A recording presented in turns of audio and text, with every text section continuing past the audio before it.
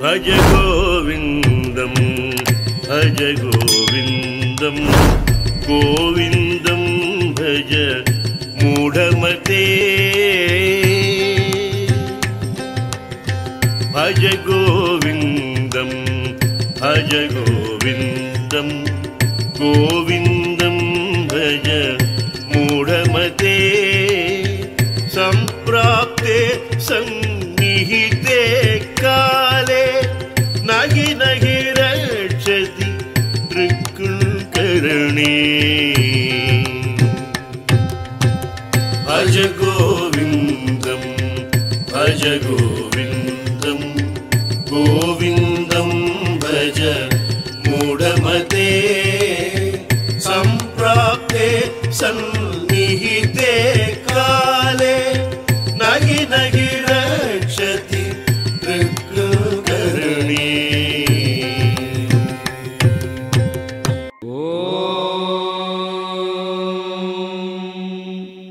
सहनावतु सहनौ भुनक्तु सह वीर्यं करवावहै तेजस्विनावधीतमस्तु मा विद्विषावहै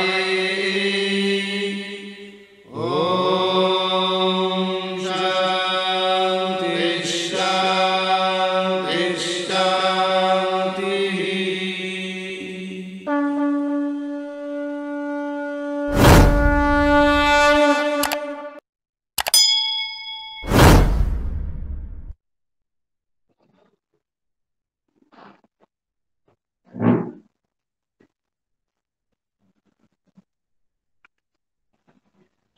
श्रुति स्मृति पुराणानाम् आलयं करुणालयं नमामि भगवत्पादं शङ्करं लोकशङ्करम् शङ्करं शङ्कराचार्यं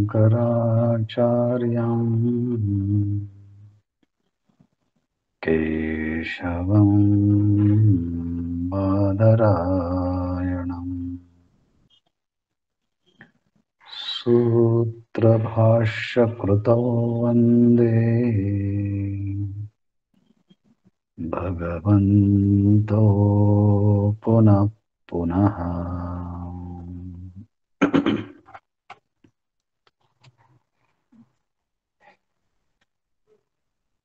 भगवत पूज्यपाद आचार्य श्री शंकराचार्य जी भगवान यांच्या मोहमुद्गर ह्या 31 श्लोकात्मक स्तोत्राचा शब्दाच्या आधारे एक चिंतनात्मक मीमांसा या ठिकाणी करत आहोत।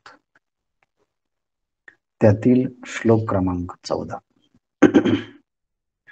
जटिलो मुंडीलुंचित केशः काषायंबर बहुकृत वेशः पश्यन्नपि च न पश्यति मूढो युदरनिमित्तं बहुकृतवेषः भज गोविन्दं भज गोविन्दं गोविन्दं भज मूढमते। आतापर्यंत आपण 12 श्लोक पाहिले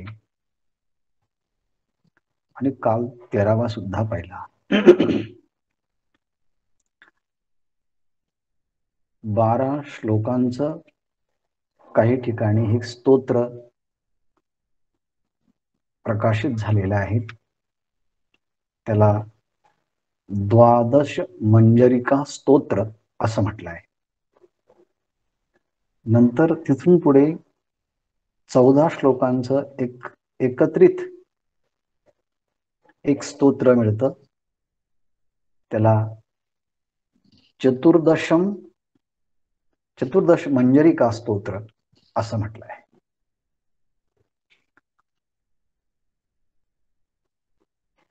द्वादश आणि चतुर्दश असे 2 विभाग करण्याचे कारण असं पारंपरिकरित्या सांगितलं जातं की आचार्यांनी हे 12 स्तोत्र 12 श्लोक लिहिलेत आणि त्यानंतर त्यांच्या बरोबर असणारे जे काही 14 शिष्य होते, आचार्यांच्या मुळे ह्या 14 शिष्यांना संस्कृत काव्याची प्रेरणा झाली आणि मग त्यांनी एका शिष्याने एक श्लोक लिहिला आणि मग त्याला चतुर्दश मंजरिका स्तोत्र असं म्हणतात. म्हणजे आचार्यांच्या सहवासामध्ये राहत असताना आचार्यांची ही दैवी शक्ती आपल्या समवेत असणाऱ्या शिष्यांच्या मध्ये संक्रमित झाली आणि त्यांनाही काव्याची प्रेरणा झाली. पण खरं म्हणजे ही त्यांचीही प्रेरणा नसून शंकराचार्यांचीच प्रेरणा आहे. म्हणून हे सुद्धा स्तोत्र पर्यायाने शंकराचार्यांचंच म्हटलं जातं. तसं पाहिलं तर हे 31 श्लोकात्मक भजगोविंदम किंवा मोहमुद्गर स्तोत्र एकत्रित आहेत. पण पूर्वीच्या काळामध्ये 12 श्लोकात्मक, 14 श्लोकात्मक आणि मग पुढचे प्रसादात्मक श्लोक असं म्हणून उरलेल्या श्लोकांची वर्गवारी केलेली आहे. असो, हा पारंपरिक भाग आपण पाहिल्यानंतर काल आपण 13व्या श्लोकामध्ये आचार्यांनी गृहस्थाश्रमामध्ये पारिवारिक जीवन जगणाऱ्या त्या साधकाला कांतागत आणि धनगत चिंता रात्रंदिवस तो करतो आहे आणि संपूर्ण कुटुंबाची परिवाराची जबाबदारी ही माझ्यावर आहे आणि मीच हा सगळ्यांचा निर्वाह करणारा आहे. म्हणजे स्वतःकडे संपूर्ण कुटुंबाच्या सदस्यांचं कर्तृत्व आणि भोक्तृत्व ह्या दोन्ही प्रकारच्या भावना तो स्वतःकडे जेव्हा घेत होता तेव्हा आचार्यांनी सांगितलं, वातुल, अरे पागल मूर्ख, किम तव नियंता नास्ती, काय तुला कोणी नियंता आहे की नाही? संपूर्ण सृष्टी ज्या परमात्म्याने चालवली आहे तो तुझ्या परिवाराला सुद्धा चालवणारा आहे. मग तू तुझ्या डोक्यावर विनाकारण ईश्वराचा सर्व नियंतृत्व हा जो धर्म आहे तो आपल्याकडे तू का घेत आहेस असं म्हणून विचारणा केली. आणि तुला हा विचार येण्यासाठी या जगामध्ये सर्व सुलभ साधन संत संगती आहे याचाही विचार पाहिला. काल डॉक्टर सरांनी खूप छान विचार मांडला की MD MS इथपर्यंत या पदव्या संपादन केलेले वैद्यकीय शास्त्रातील हे विद्वान मंडळी त्यांनी 8-8, 9-9 वर्ष शरीरशास्त्राचा ॲनाटॉमी, फिजिओलॉजी आणि नंतर केमिस्ट्री शरीरांतर्गत कशा बदलत जातात आणि त्यांचा शारीरिक व्यवहारावरती कसा परिणाम होतो याचा विचार करायला गेलं तर परमात्म्याने ही सगळी शरीर संरचना त्यामध्ये असलेले घटक किती विलक्षण निर्माण केलेले आहेत असं पाहिल्यानंतर खरंच तो परमात्मा सर्व सृष्टीचा नियंता आहे आणि मग सगळ्यांचा नियंता तर तोच आहे, तर मग आपण चिंता का करावी? ही गोष्ट संत महापुरुषांच्या सहवासामध्ये गेल्यानंतरच कळते. ही त्रैलोक्यातील धादांत सत्य आचार्य सांगतात की त्रिजगती ह्या त्रैलोक्यामध्ये सज्जन संगती, संत महापुरुषाची संगत, त्यांचा उपदेश, त्या उपदेशाचं अनुष्ठान आपण जीवनामध्ये जर केलं तर ती संत संगती, ती एका संत संगती भवार्णवतरणे नौका भवती. ती भवार्णव जन्म मृत्यूचा हा सागरातून तरून जाण्याकरता नौका भवती, ती नाव होते. मग ह्या करता तू कुटुंबाच्या एक एक सदस्याचा स्वतंत्र विचार का करतो? कारण प्रत्येकाचं स्वतंत्र प्रारब्ध आहे, त्यांची सुखदुःख आहेत आणि त्याप्रमाणे त्यांचं सगळं त्या कर्माप्रमाणे ईश्वर करणारच आहे ना. तू फक्त निमित्त मात्र म्हणून काम करत राहा. हा सगळा उपदेश झाल्यानंतर आतापर्यंतचा श्लोक क्रमांक 1 पासून तर 13 पर्यंत शंकराचार्यांचा रोख बोलण्याचा कधी विद्वानांच्याकडे होता, तेही गृहस्थ विद्वान असेल आणि गृहस्थ आश्रमामध्ये असणाऱ्या सगळ्या पैलूंचा विचार केला आणि शंकराचार्य जणू काही गृहस्थ आश्रमी लोकांना टार्गेट करून बोलतायत काय असं जेव्हा वाटू लागलं, तेव्हा ते सगळे गृहस्थ आश्रमातले मंडळी एकत्रित आले. सांगितलं, आचार्यजी हा उपोद्घात म्हणून समजा बरं का, की तुम्हाला आम्ही भिक्षा देतो,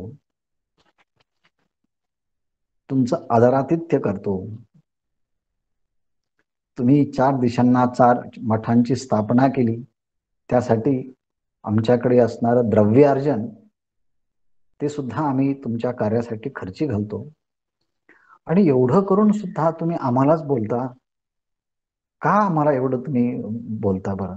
कधी कधी गुरूंच्या सानिध्यामध्ये राहणारे लोक तक्रार करतात, हे आम्हालाच नेहमी बोलत असतात, बाकीचे त्यांना कोणी दिसत नाही, आम्हालाच पुन्हा पुन्हा का बोलतात, ते आम्हालाच पुन्हा पुन्हा का सांगतात?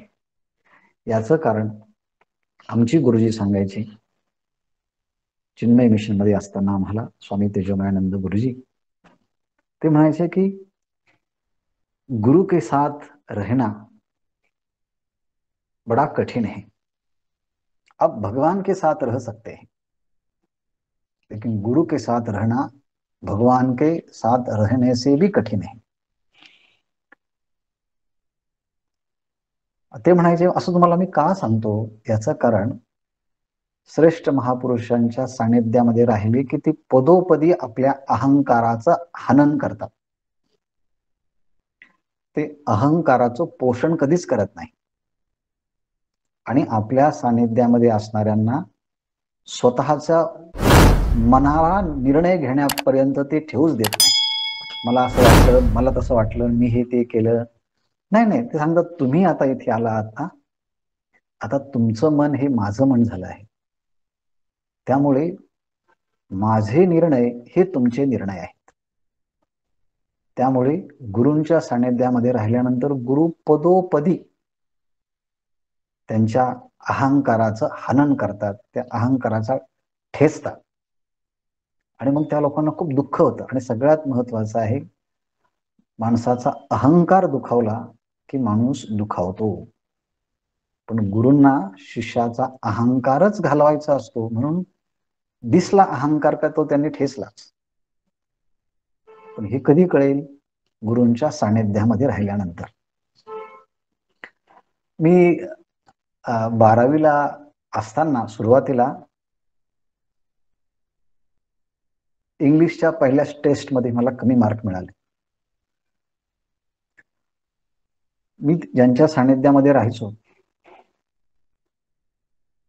ते खूप मोठे व्यक्ती होते, त्यामुळे त्यांना भेटण्याकरता खूप मोठे मोठे लोक यायचे वेगवेगळ्या क्षेत्रातील. आणि आल्यानंतर ते माझी ओळख करून देतील सगळ्यांना. आणि सगळं झाल्यानंतर अगोदर कौतुक करायचे, एवढा मोठा आहे, छान आहे, हुशार आहे, बोलतोय, सगळं सांगायचे.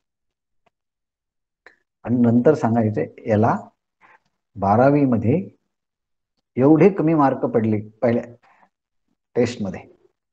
आणि असं वर्षभर त्यांनी सारखंच करायचं. मला इतकं वाईट वाटायचं, एवढे हे लोक येतात आणि कौतुक करून झाल्यानंतर शेवटचं वाक्य सांगतात, बघा याला सगळ्या सुविधा दिल्या आणि एवढे कमी मार्क पडले.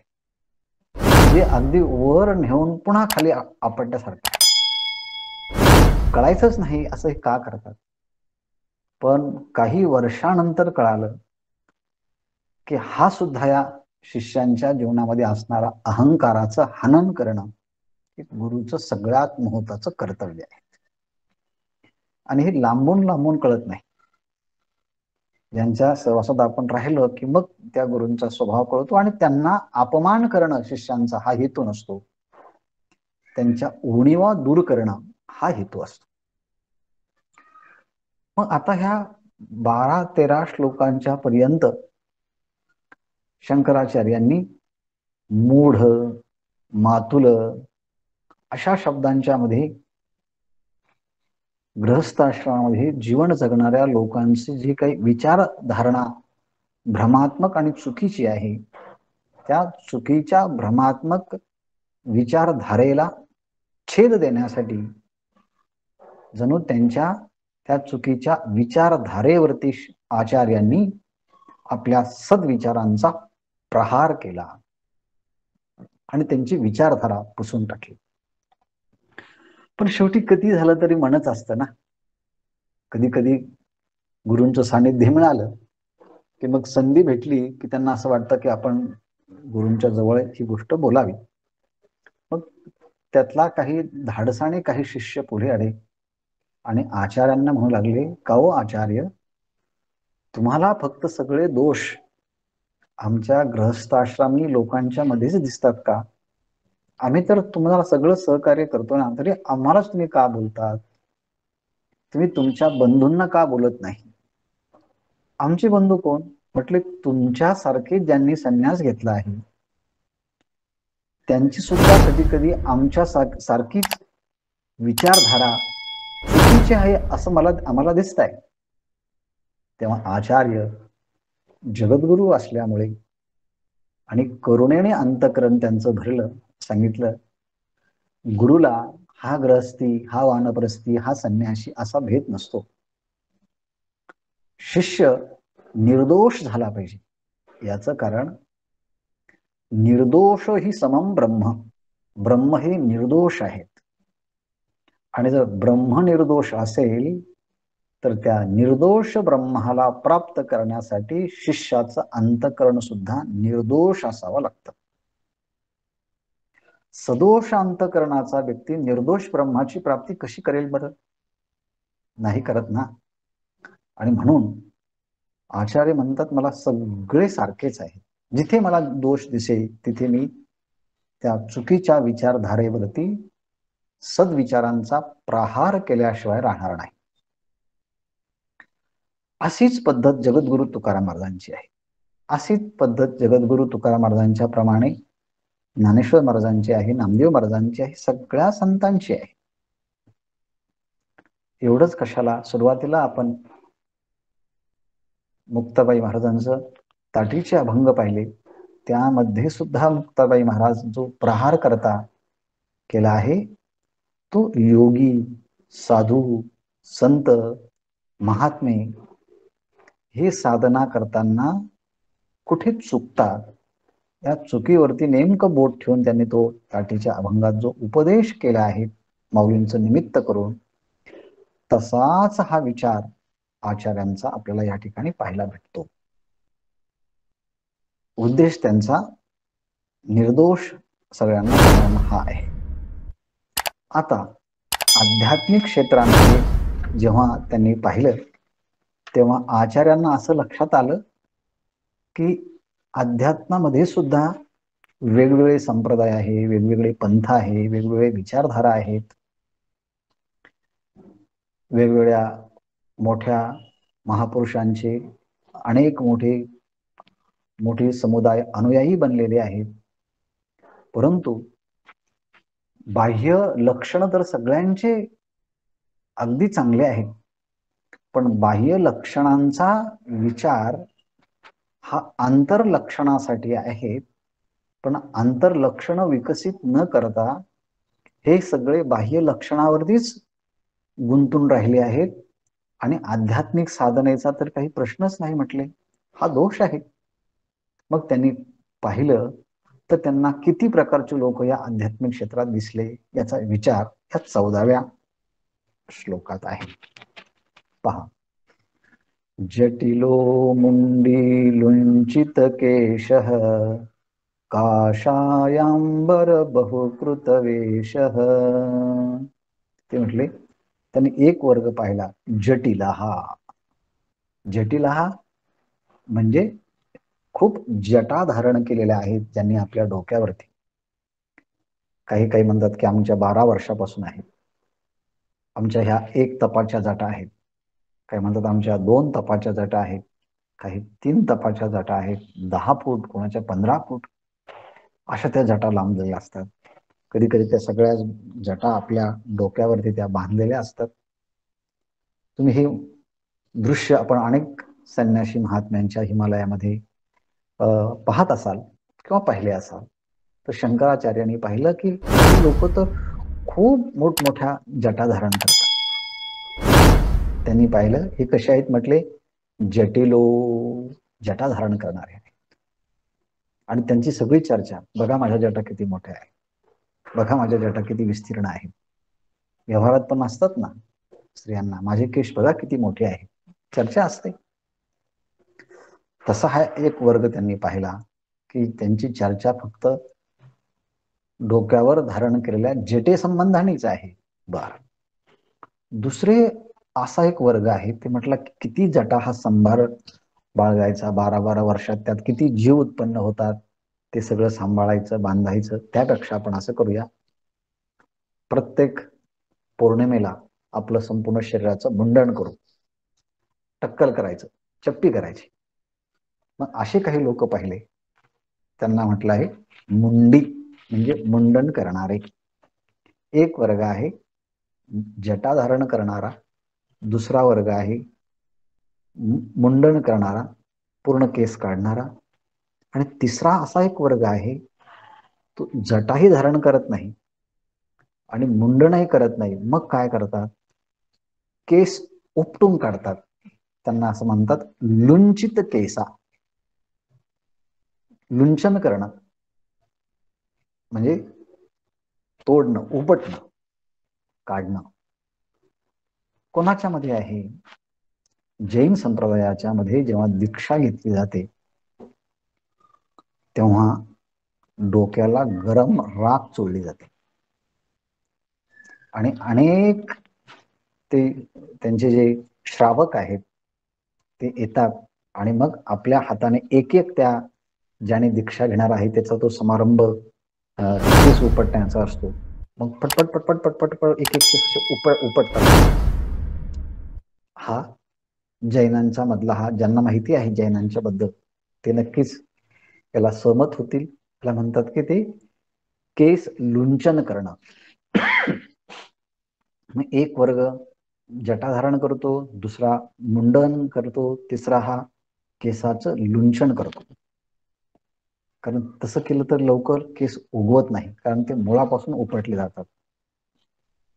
आणि ते सगळ्या प्रकारच्या वाटतं हे सगळे केस लुंचन करतात ते. तिसरा प्रकार आहे काषायांबर. काषायांबर म्हणजे जे गेरूमध्ये पांढरे कपडे भिजवून जे ज्यांना भगवे केले जातात त्यांना काषायांबर. अंबर म्हणजे वस्त्र आणि काषाय वस्त्र म्हणजेच भगवे वस्त्र गेरूमध्ये बुडवून तयार केलेले आहेत. असे हे आचार्यांनी पाहिले. एवढेच नाही तर ह्या संन्यासी साधक वर्गांच्या मध्ये वेगवेगळ्या प्रकारचे लोक वेगवेगळ्या प्रकारचे कपडे धारण करतात, भगवेच. पण काही त्याची शर्ट तयार करतात, काही ते गुंढाळतात. गुंढाळण्याच्या सुद्धा वेगवेगळ्या पद्धती आहेत. तुम्ही जर संन्यासी लोक कधी ऋषिकेश हरिद्वारला गेलात तर प्रत्येक संन्यासीची पद्धत जी आहे ना कपडे धारण करण्याची, वेगवेगळ्या गाठी मारल्या जातात. इकडची गाठ, इकडं गाठ, अशी गाठ, अशा वेगवेगळ्या गाठी बांधूनही परिधान करण्याच्या पद्धती आहेत. अशा अनेक वेश पद्धती ह्या संन्यासी वर्गांच्या मध्ये आहे. याला म्हणतात बहुकृत वेशा. अनेक प्रकारचे वेश धारण केलेले आहे. पण ही सगळ्यांची चर्चा एवढीच, कोणाचा गंध मोठा, कोणाच्या माळा मोठ्या, कोणाच्या जटा मोठ्या, कोणाचं मुंडन चांगलं, कोणाचं केश लुंचन, कशा प्रकारचे वस्त्र धारण केले, याची चर्चा. पण हे सगळे बाह्य लक्षण आहेत. पण आंतरलक्षणाच्या बद्दल कधी विचारच करत नाही हे लोक. आणि म्हणून यांना माहिती असून सुद्धा, ही गोष्ट त्यांच्या आंतरचक्षुने ते पाहत असून सुद्धा बाह्य लक्षणावरती इतके ते भारावून गेलेले असतात की ते आत्मतत्वाच्या साक्षात्काराच्या, ईश्वर दर्शनाच्या बद्दलचं ते चिंतनच करत नाही. त्या संबंधाने ते पाहत नाही, विचार करत नाही. म्हणून असं म्हटलंय, पश्यन नपि च न पश्यति मूढा. हे मूढ, जसं शंकराचार्यांनी ग्रस्त आश्रमी मंडळींना मूढ असं म्हटलं, तसं या वेगवेगळे संप्रदाय, वेगवेगळे पंथ, वेगवेगळे प्रवाह, या सगळ्या बाह्य लक्षणा अवलंबींना शंकराचार्य मूढ म्हणतात. त्यांनाही मूर्ख म्हणतात. जगद्गुरु तुकाराम महाराजांचं असं वचन आहे, तुका म्हणे मज कळते चाचणी, बडबडीची वाणी अथवा सत्य. मला प्रत्येकाची चाचणी कळते, कोण खरा आहे आणि कोण खोटा आहे. त्यांनी असं पण म्हटलं आहे, जोवरी तोवरी वैराग्याच्या गोष्टी. असा सुंदर त्यांचा अभंगच आहे. परंतु विशिष्ट प्रसंगी त्यांचं वैराग्य निघून जातं, त्यांचा परमार्थ संपून जातो. त्यांनी स्वतःचंही परीक्षण केलं, जगाचंही परीक्षण केलं, संतांचंही परीक्षण केलं, लोकांचंही परीक्षण. अशा अर्थाचे अनेक तुकोबारायांचे अभंग आहे. पोटासाठी संत कली झालेत बहुत. पोटासाठी जसं शंकराचार्याने असं म्हटलं आहे, तसंच जगद्गुरु तुकाराम म्हणतात, मूढा पश्यन आपी न पश्यती मूढा. हे त्यांना माहिती असून, हे ते पाहत असून सुद्धा खऱ्या अर्थाने आंतरलक्षणांचा विचार करत नाही की माझ्या अंतःकरणात शम आहे का, दम आहे का, श्रद्धा आहे का, उपरम आहे का, समाधान आहे का, तितिक्षा आहे का, विवेक आहे का, वैराग्य आहे का, मी श्रवण करतोय का, मनन करतोय का, म्हणजे ध्यासन करतोय का, याचं काही नाही. काही नसतो, वर हात करूनच तपश्चर्या करतात, काही पाण्यात उभं राहून तपश्चर्या करतात, काही एखाद्या गुहेत जाऊन तपश्चर्या करतात. हा सगळं ह्या गोष्टी करतात बाह्य. पण या सगळ्यांच्या पाठीमागे आचार्य म्हणतात, हे तुम्ही का करतात असं. हे आणि नेम असा आहे, प्रत्येकाला असं वाटतं की कमी श्रमामध्ये जास्त फायदा भेटला पाहिजे. आणि म्हणून ह्या काही लोकांनी पाहिलं, अरे हे साधू संत काही करत नाही. एकदा त्यांनी ते लाल पिवळे कपडे परिधान केले, गळ्यात माळा घातल्या, कपाळाला गंध लावला, जटा दाढी वाढल्या की लोक यांच्या पाया पडतात, लोक यांना खाऊ घालतात, सगळ्या प्रकारच्या सुविधा देतात. आणि हे तर काहीच काम करत नाही. आणि एवढं काम करून सुद्धा आपल्याला लोक खायला देत नाही, पाया पडत नाही, उलट पाय ओढतात. मग आता ह्या सगळ्या झंझट करण्यापेक्षा आपण काय करूया, असे कपडे धारण करू, अशा जटा धारण करू. म्हणजे फक्त त्यांना आध्यात्मिक अंतरंग साधण्याचा प्रयत्न नको आहे, त्या साधना करायला लागणारे परिश्रम नको आहे. फक्त बाह्य प्रकारचे आवरण आहे. आणि कशा निमित्ताने धारण केले आहे त्याचं कारण सांगतात, उदर निमित्तम बहुकृत वेशा. उदर निमित्तम बहुकृत वेशा. पोटाला चांगलं खायला भेटतं. उदर निमित्तम, पोटाच्या निमित्तासाठी, म्हणजे पोटासाठी काय करतात, बहुकृत वेशः, वेगवेगळ्या प्रकारचे वेश धारण करतात. म्हणून आचार्यांना राग आला, अरे एवढा मोठा मानवी देह, तुम्हाला खाणं पिण्याचं तर याची चिंता तुम्ही करतात, अन्न मान धन हे तो प्रारब्ध अधीन आहे, मग तुम्ही याची चिंता करत का बसतात? तुम्ही त्या परमात्म्याला शरण जर गेलात तर योगक्षेमं वहाम्यहम, मग असं तुम्ही उदरनिमित्तम बहुकृत वेशा, केवळ पोटासाठीच तुम्ही एवढा हा वेश धारण करतात आणि परमात्म्याचं दर्शन साक्षात्कार अंतरंग साधना करत नाही. म्हणून हे मूढाओ, तुम्ही पाहून सुद्धा कळून सुद्धा न कळल्यासारखं करतात, हे टाकून द्या आणि म्हणून त्या परमात्म्याची अंतरंग साधना करा. भज गोविंदम भज गोविंदम भज गोविंदम मूढमते. बघा, आचार्यांनी आध्यात्मिक क्षेत्रामध्ये सुद्धा लोकांना अशा प्रकारचा उपदेश केला आहे. त्या संबंधाची थोडीशी आणखी मीमांसा. आचार्यांना कोणत्याही महात्म्याबद्दल बोलायचं नाही, कारण रिअलाइज मास्टर्स किंवा इनलाइटन मास्टर्स हे कोणत्याही वेशामध्ये असतात, कोणत्याही वेशात असतात. त्यांच्या सुद्धा जटा असतात, दाढी असतात, त्यांचं सुद्धा केसाचं लुंचन असतं, त्यांचाही भगवा वेश असतो, परंतु हेतू मात्र त्यांचा भगवत दर्शनाचा असतो, आत्मज्ञानाचा असतो. म्हणून आत्मसाक्षात्कारी महापुरुष कोणत्याही वेशामध्ये असतो त्याच्याबद्दल ब्र शब्द सुद्धा शंकराचार्य काढत नाही किंवा काढू नये. संतांचा जर अपमान केला तर खूप प्रकारचा दोष लागतो, असे जगद्गुरु तुकाराम महाराजांचे अभंग आहे. मग तया दोषा नाही परिहार, होय अपहार सुकृताचा, असं महाराजांचं वचन आहे. पण त्याचबरोबर आपण आता रस्त्याच्या कडाला पाहतो, काही लोक ते संन्याशीचे वेश धारण करतात, रात्रभर काय खाणं पिणं त्यांचं चालू असतं. सकाळी उठले की तो नवनाथाचा कपडे ते घालतात. नवनाथ लोक, कानफाडे लोक जसे कपडे घालतात, ती पेटी असते, मग ते वेगवेगळ्या प्रकारचं गाणं म्हणत असतात आणि ते मागत असतात, आणि ते नाही दिलं तर खूप रागवत पण असतात. हा सगळा भाग आचार्यांनी पाहिला. म्हणून कमी परिश्रमामध्ये सगळे जर हे भेटत असल्यामुळे ही लोक असं करतात. याचं कारण आहे उदरनिमित्तम बहुकृत वेशा, हे सगळं पोटासाठी आहे. आचार्यांना यांचा खूप राग आला आणि ते बोलतात, हे मूड पाहून सुद्धा न पाहण्यासारखं करतात. आणखी विचार यावरती. मग संन्याशी किंवा ह्या आध्यात्मिक क्षेत्रामध्ये हे वेगवेगळे लोक असे कपडे का घालतात? पांढरे किंवा पिवळे किंवा लाल भगवे असे कपडे का घालतात? असा सहज प्रश्न येईल.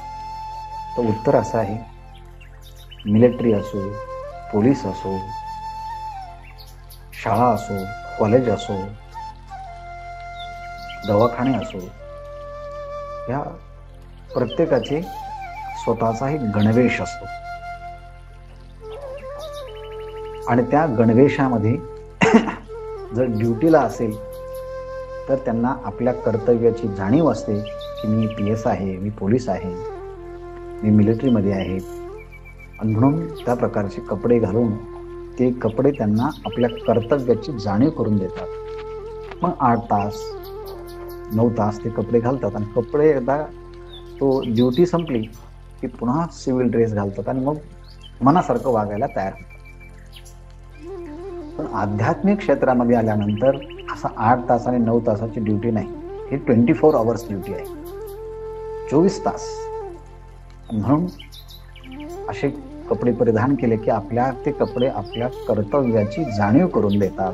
तुला असं वागायला पाहिजे असं आपल्याला पण वाटतं आणि इतरांना पण वाटतं, घरी नाही असं बोलू नको, ते करू नको. हे माहित नाही का कोण आहे? कपड्यावरून इतरांच्यावरती प्रभाव पडतो आणि यांच्यावरती पडतो. दुसरं आहे की सामान्य लोकांना वेगवेगळ्या प्रसंगी वेगवेगळे कपडे धारण करावे लागतात. मीटिंग असेल, पार्टी असेल, पण ह्या संत महात्म्यांना काही नाही, काही असलं तरी हेच कपडे घालायचे. त्यांचा वेळ वाचतो आणि विचार करायला जागा राहत नाही. पण मेकअप करायचा असेल, मग तो स्त्री असेल किंवा पुरुष असेल की मग कोणत्या रंगाचे कपडे घालायचे, कसे लोक येतील, त्यात कितीतरी वेळ जातो. पण असा हा वेग असेल की आपल्याला कर्तव्याची जाणीव कायम असते आणि 24 तास आपण त्या अंतरंग साधनेमध्ये असतो. आपल्याकडनं चुका कमी होतात. हा गणवेशाचा फायदा आहे. आणि म्हणून पोलीस असेल, शाळेतली मुलं असतील, दवाखाना असेल, सिस्टरचे कपडे वेगळे असतात, डॉक्टरांचे कपडे वेगळे असतात. त्याचप्रमाणे थिएटरमध्ये, ऑपरेशन थिएटरमध्ये गेले की त्यांचे कपडे वेगळे असतात. हा तो एक युनिफॉर्म ठरलेला आहे आणि त्यातून आपण कर्तव्य दक्षतेची सतत जाणीव असावी लागते. ह्याप्रमाणे ही जाणीव होण्याकरता हा अध्यात्मामध्ये विशिष्ट प्रकारचे गणवेश आहेत. त्यामुळे त्यांना त्यांच्या साधन पथावरती आपण इतरांपेक्षा वेगळे आहोत. आपली मोठी जबाबदारी आहेत, आपलं मोठं कर्तव्य आहेत, आपलं मोठं ध्येय आहेत आणि you are different from other. You have more responsibilities. तुमच्याकडे मोठी जबाबदारी आहे. त्याची जाणीव असल्यामुळे हा वेश धारण करतात. आणि म्हणून आत्मसाक्षात्कारी पुरुष कोणत्याही वेशामध्ये असला तरी हेतू मात्र परमात्मा साक्षात्कार असतो. परंतु हे मंडळी बाह्य वेश धारण करतात आणि मुख्य हेतूच चुकतात आणि मग त्याची विटंबना, समाजाची विटंबना त्यांच्याकडनं होते. आपल्याला माहिती आहे रामायणामध्ये रावण सुद्धा सीतेचं अपहरण करताना संन्याशाच्याच वेशात आला होता. इंद्राने सुद्धा गौतमाची जी पत्नी आहे तिचा जो व्रत आहे ते व्रतभंग सुद्धा इंद्राने गौतमाच्या वेशामधून येऊनच केलं होतं. अर्थात ह्या सगळे लोक जे आहेत चांगला वेश धारण करून चुकीचे कामं करतात. म्हणून कधी कधी अतिरेकी लोक मिलिटरीचे कपडे घालून बॉम्बस्फोट करतात. कधी कधी त्या विशिष्ट प्रकारचा गणवेश असून सुद्धा चुकीचं कामं केले जातात, म्हणजे पकडले जातात ना. आणि तसं होऊ नये. आपल्या भारतवर्षामध्ये आध्यात्मिक क्षेत्रांचा, कपड्यांचा खूप मोठा प्रभाव हा त्यांच्यावरही होत असतो आणि जनमानसाच्याही वरती होत असतो. म्हणून कपड्यांचं एक अनन्यसाधारण महत्त्व पण आहे बरं का. या निमित्ताने आचार्य सांगतात आणि त्याचबरोबर त्यांच्यामध्ये असलेले दोष आणि उणिवा सुद्धा समजून सांगतात. म्हणून पश्यन्नपि न पश्यति मूढा हा विचार सांगितला. त्यानंतर पुढचा एक वर्ग आहे समाजातलाच. काही लोक जीवन जगताना जे मनात विचार येतील, ज्या मनात भावना येतील, बुद्धीत विचार येतील किंवा शरीराच्या द्वारे ज्या कृती त्यांना वाटेल त्या कृती करत असतात. म्हणजे रिस्ट्रेंट किंवा कंट्रोल किंवा नियंत्रण ह्या गोष्टी त्यांना आवडत नाही. मनात एखादी गोष्ट आली की पटकन बोलून टाकायची. म्हणजे they express everything in front of the people. लोकांच्या समोर जो काही भाव असेल ते बोलून दाखवतात. पण कुठपर्यंत हे करावं? असे माणसं ठीक आहे, एकदा दोनदा तीनदा, पण असे माणसं वय वाढलं तर त्यांचा बालिशपणा कसा संपत नाही हे सांगण्याकरता हा पुढचा श्लोक आहे. अंगम गलितं पलितं मुंडम दशनविहीनं जातं तुंडम वृद्धो याति गृहीत्वा दंडम तदपि न मुञ्चत्याशा पिंडम भज गोविंदम भज गोविंदम गोविंदम भज मूढमते. शंकराचार्यांनी समाजातलं एक चित्र पाहिलं. तुम्ही पाहिलं की एक असा मनुष्य आहे, शरीर अगदी विकलांग झाला आहे, वार्धक्य अवस्थेमध्ये तो आलेला आहे आणि आता त्याचं अंग पार गलितम म्हणजे संपूर्ण अंगाचा थरकाप होत आहे. शरीरावरच्या सगळ्या सुरकुत्या पडलेल्या आहेत. हाताला सुरकुत्या आहेत, चेहऱ्यावरती सुरकुत्या आहेत, गळ्याला सुरकुत्या आहेत, सगळ्या अंगाला अशा त्या लोंबत आहेत. अंग असं आता फार गलित गात्र झालेलं आहे. असे लोक पाहिले, अंगम गलितम. आणि दुसरं आहे पलितम मुंडम. मुंडम पलितम. मुंड म्हणजे हे डोकं, ते कसं आहे, सारखं हलत आहे. अंग गलित गात्र झालेलं आहे, डोकं सारखं हलत आहे. एवढंच नाही, मुखामध्ये असणारे 32 दात देखील ते आता संपून गेले आहेत, तुटून गेलेले आहेत, पडलेले आहेत. पण दातांची अवस्था कशी झाली आहे, दशन विहीनम जातम तुंडम. तुंड म्हणजे मुख. तर म्हणतो ना वक्रतुंड महाकाय, तुंड म्हणजे मुख. कसं आहे ते, दशन विहीनम जातम. दशन म्हणजे दात, विहीन म्हणजे विरहित. दात विरहित झालेलं आता त्याचं तोंड आहे. कल्पना करा बरं, मुखामध्ये जर एकही दात नसेल आणि त्याला म्हटलं म्हणा त थ ध द न, कारण हे त थ द द न म्हणताना जीभ ही दाताला स्पर्श करावे लागतो, किंवा दंत्यवर्ण म्हणतात, म्हणून त्यांना ते त थ द न म्हणता येत नाही. थुंकायचं असेल तर ते जोरात थुंकायला जातात, तर थुंकी आपल्याच अंगावरती पडते. बोलायला गेलं तर बोलता येत नाही, बोलायला गेलं तर दुसऱ्याच्या अंगावरती थुंकी उडते, आपल्याच अंगावरती उडते. मुखामध्ये दात राहिले नाही, आणि दात विरहित फक्त लहान मुलंच चांगलं दिसतं. दात नसलेल्या छोट्या मुलाला आपण पटकन उचलून घेतो आणि त्याचा मुखा घेतो, त्याचं चुंबन घेतो, वा वा छान छान.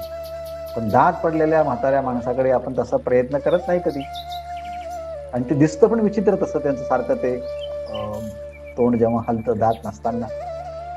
अशी परिस्थिती झालेली आहे. दशनम विहीनम जातम तुंडम.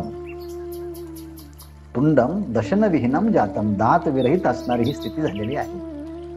आता दात नसल्यामुळे पचत नाही, खाण्याची काही आता सोय नाही, अंग गलित गात्र झालेले आहे, तोंड आता सारखं डोकं सारखं हलतं आहे, आणि अगदी ताट मानेने चालणारा आणि ताट कमरेत उभा राहणारा हा पण आता वार्धक्य आल्यामुळे गृहीत्वा दंडम, हातामध्ये तो काठी घेतोय.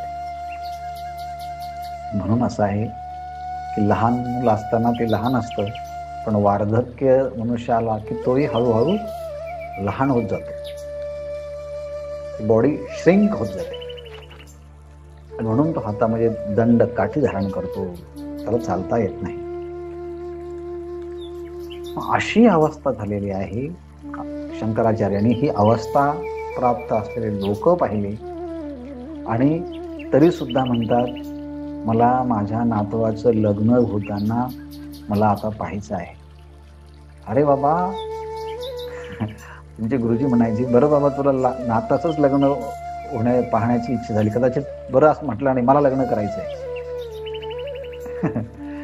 याचा म्हणण्याचा अर्थ असा आहे की अशाही अवस्थेमध्ये तदपि ती अवस्था येऊन सुद्धा आशा पिंडम न मुंचती.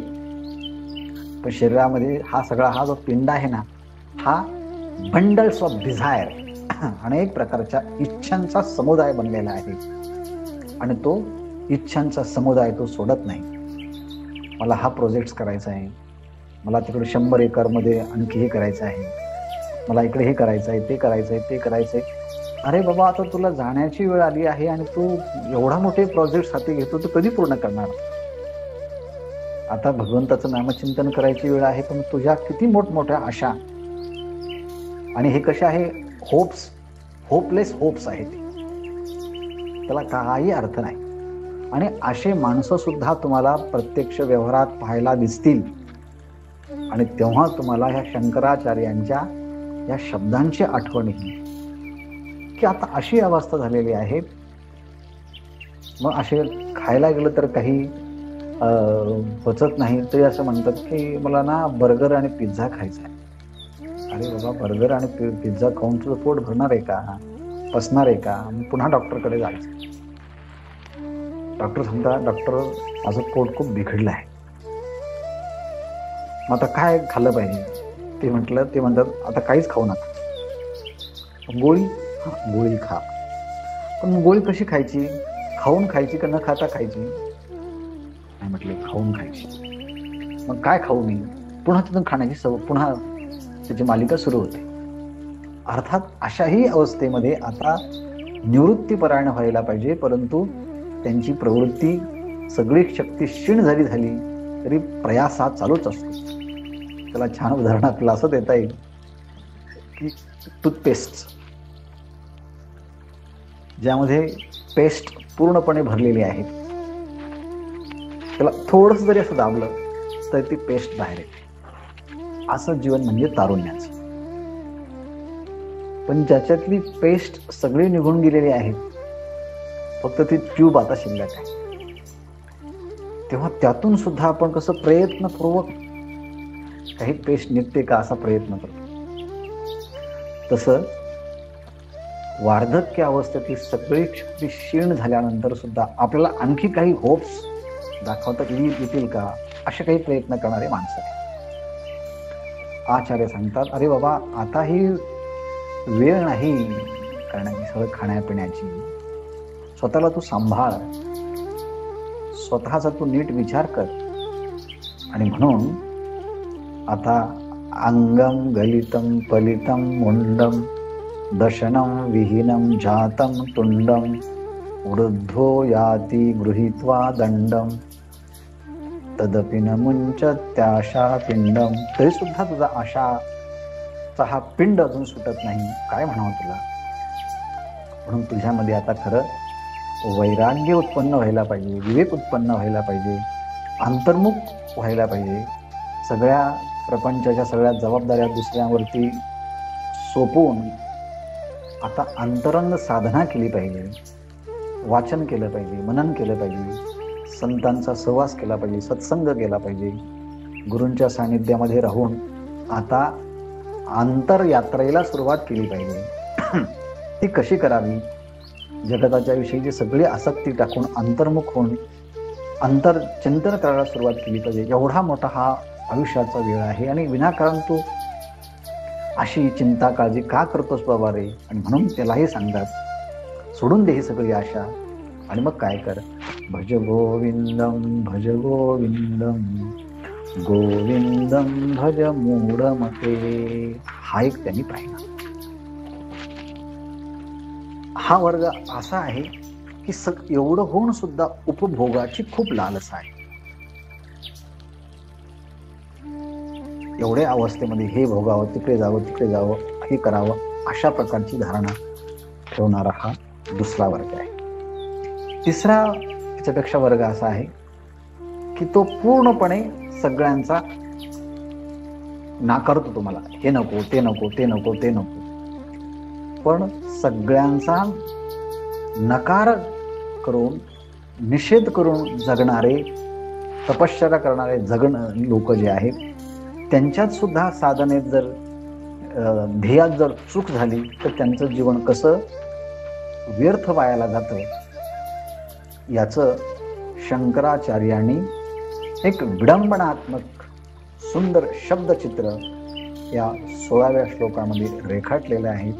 मला वाटतं की तो स्वतंत्र विचार असल्यामुळे त्याला थोडासा वेळ लागेल, म्हणून त्या 16व्या श्लोकाचा विचार आपण उद्या पाहूया. पण हे सगळे विचार एकमेकाला कनेक्टेड आहे. 15, 16 आणि 14 ही तिन्ही एकत्रच आहे आणि तिन्हीही हे आध्यात्मिक क्षेत्रामध्ये कार्य करणाऱ्या मंडळीच्या संबंधाने हा विचार आलेला आहे. आणि हे एक श्लोक शंकराचार्यांच्या एका शिष्यासाठी ते वाहिलेले आहेत की हा श्लोक कोणी रचला, तो कोण श्लोक कोणी रचला. ही खूप मोठी सविस्तर इतिहास आहे. तो आपण कधी वेळ भेटला तर बघूया. तुर्त आपण ह्या ठिकाणी थांबूया.